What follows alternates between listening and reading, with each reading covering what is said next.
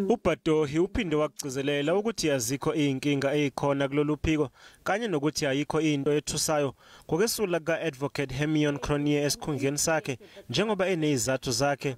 As I said, it's a tough job, it's a tough environment, and it shouldn't come as a surprise that leaders will come and go, and Advocate Cronje has decided to vacate at this point.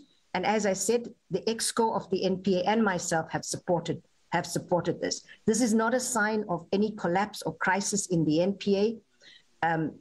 It's, as I said, it's healthy when leaders take an organization to a certain point and leave, and then leave it for a new leader with a fresh, new energy to pick up from where we are. Kuthe kwamanje uphiko oluphenya amacala obugebengu obuhleliwe kanye nenkohlakalo alihlinzekwa ngemali eyanele kepha selibe nenqubekela phambili emsebenzini walo. Uthe selikulungele ukubhekana namacala azoqhamuka eCommissioneni kaZondo. We are reaching the end of the Zondo Commission, and there's going to be a lot of work.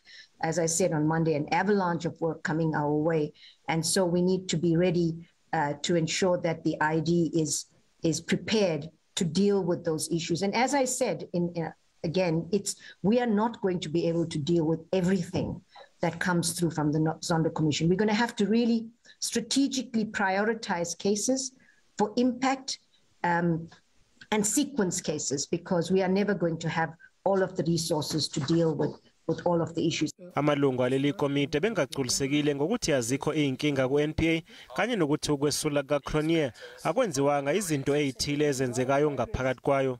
Accepting that there's no crisis on these three issues, I know that the NPA is found wanting on issue of leadership stability, on the capacity and the kind of needed skills and operational efficiency.